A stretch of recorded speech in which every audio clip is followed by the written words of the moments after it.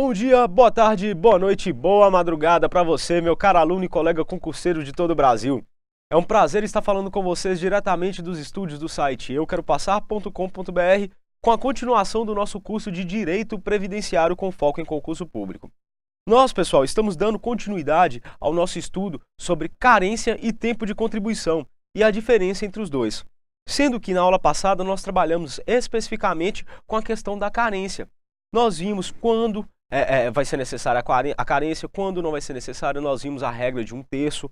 E agora nós vamos dar continuidade ao nosso estudo sobre carência e tempo de contribuição.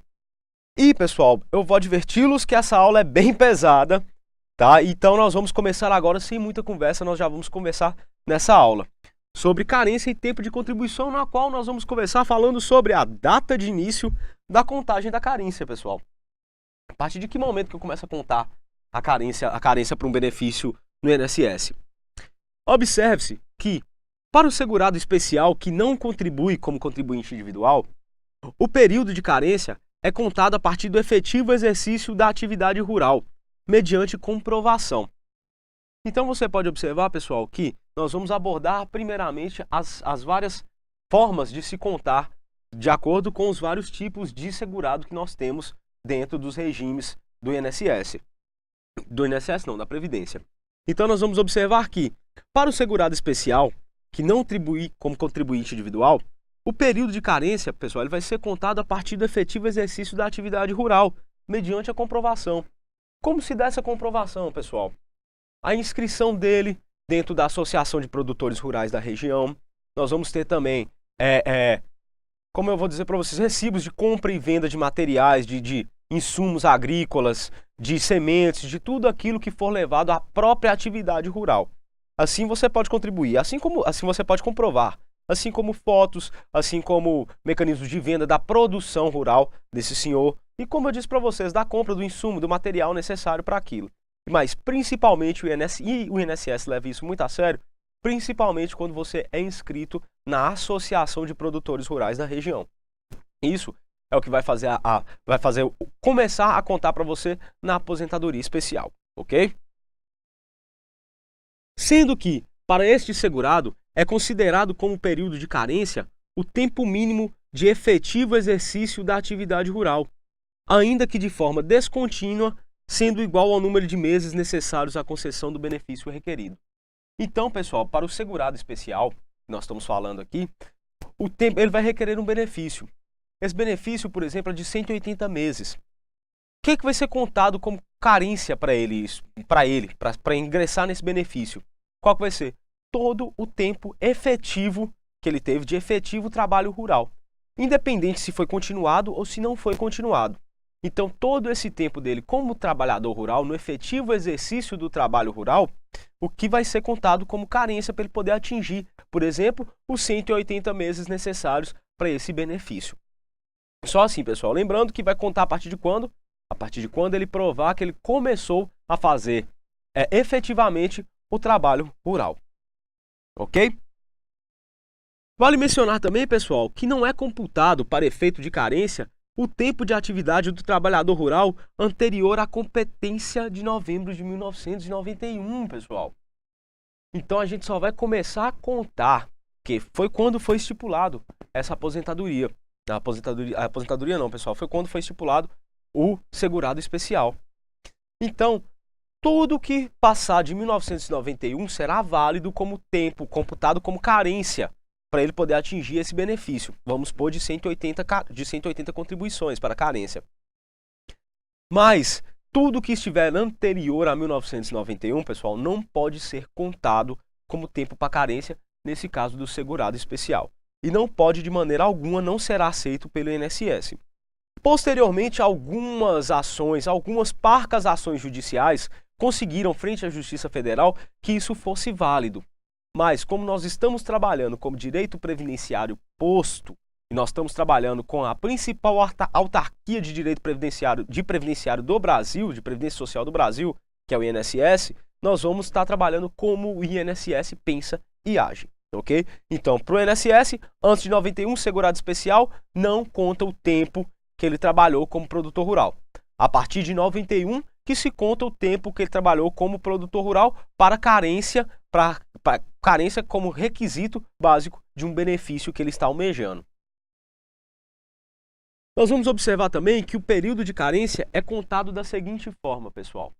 Primeiro, para o segurado empregado e o trabalhador avulso, da data de filiação ao regime geral da Previdência Social, ou seja, desde o primeiro dia do exercício da atividade remunerada, sendo a contribuição destes segurados presumida, porque, afinal, como eu disse para vocês o tempo todo, se eu sou um trabalhador comum, que não estou inserido no regime próprio dos serventuários públicos e nem sou um segurado especial, não, um segurado facultativo, o que vai acontecer, pessoal? Automaticamente eu já estaria ingressado dentro do regime geral.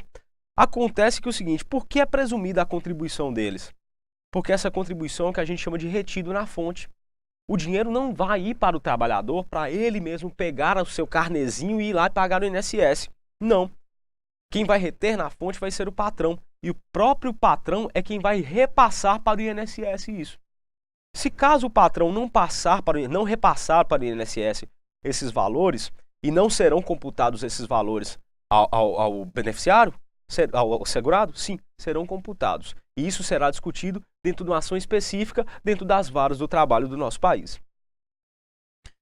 Portanto, vamos relembrar, para o segurado empregado e o trabalhador avulso, começa a contar o período de carência da data de filiação ao regime geral da Previdência Social, ou seja, desde o primeiro dia de exercício da sua atividade laboral, ou seja, da sua atividade remunerada, sendo a contribuição desses segurados presumida porque é retida na fonte pelo seu patrão. Ok? O obreiro ele não chega a pegar no dinheiro que será pago ao INSS. Ele sempre fica retido na fonte pelo patrão. 2.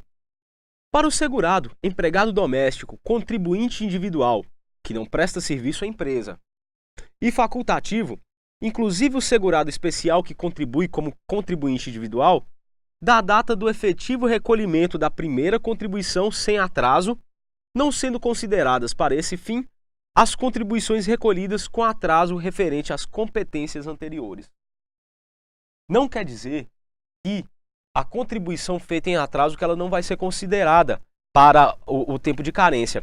Ela será considerada sim para o tempo de carência, ela não será considerada como termo de início do período de carência, correto?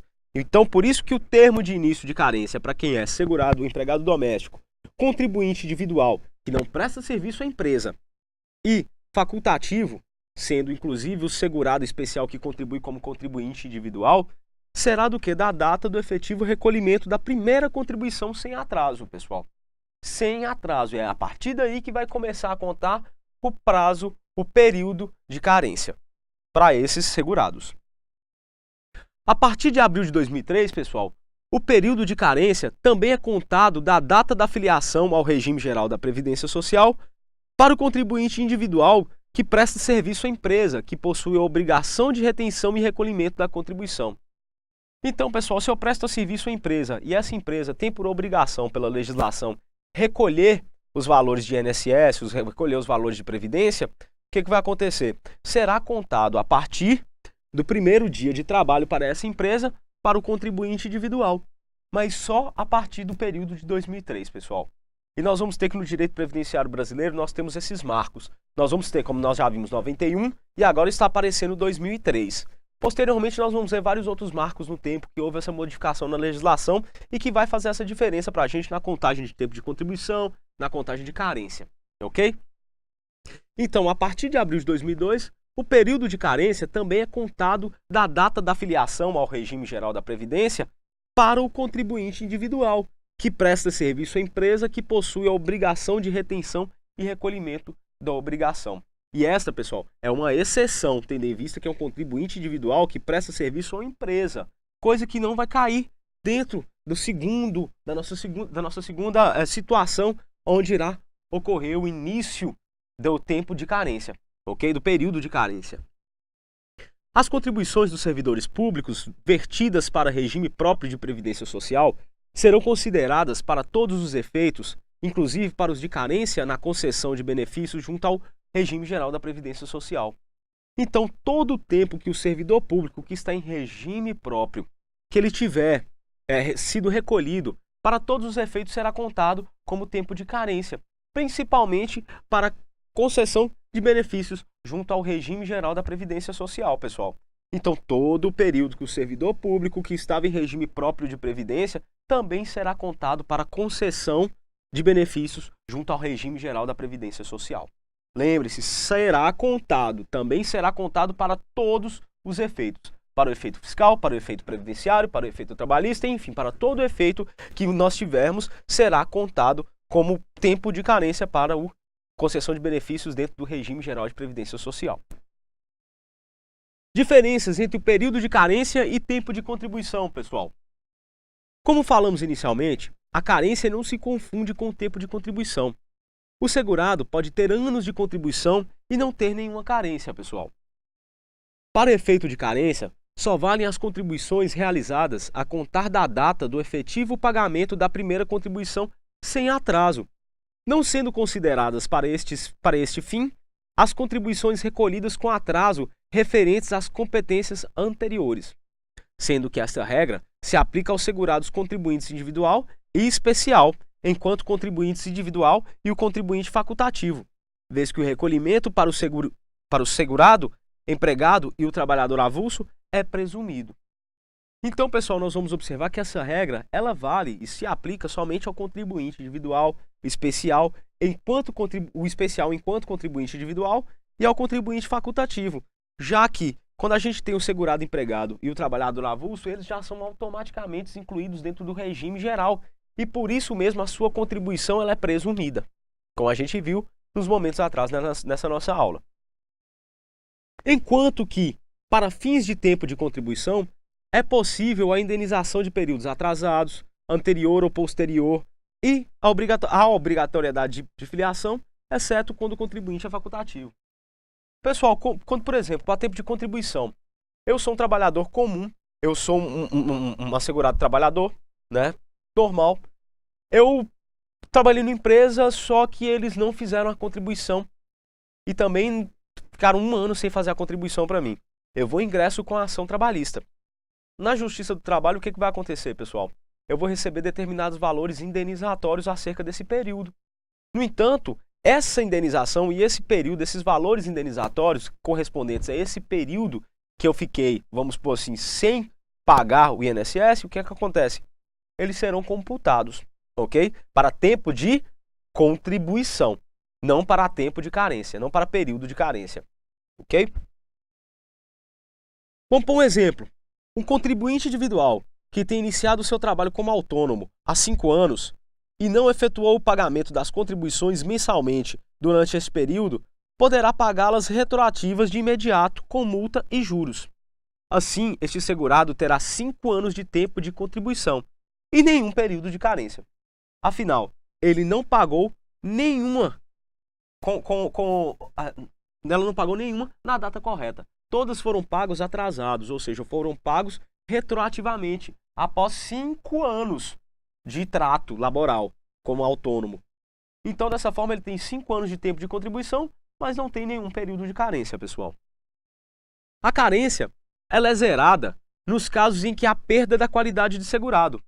E as contribuições anteriores só serão computadas novamente se o segurado, a partir da data da nova filiação, contar com no mínimo de 1/3 das contribuições exigidas para fins de carência.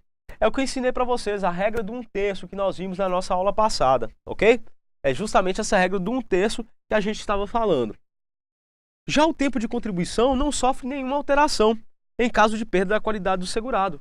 Ou seja, se eu trabalhei 5 anos na empresa, eu fui demitido, eu fiquei 2 anos sem trabalhar, os 5 anos vão ser computados para o tempo de contribuição e não para o período que nós vamos ter de carência. Mas para o tempo de contribuição não sofre alteração alguma, pessoal.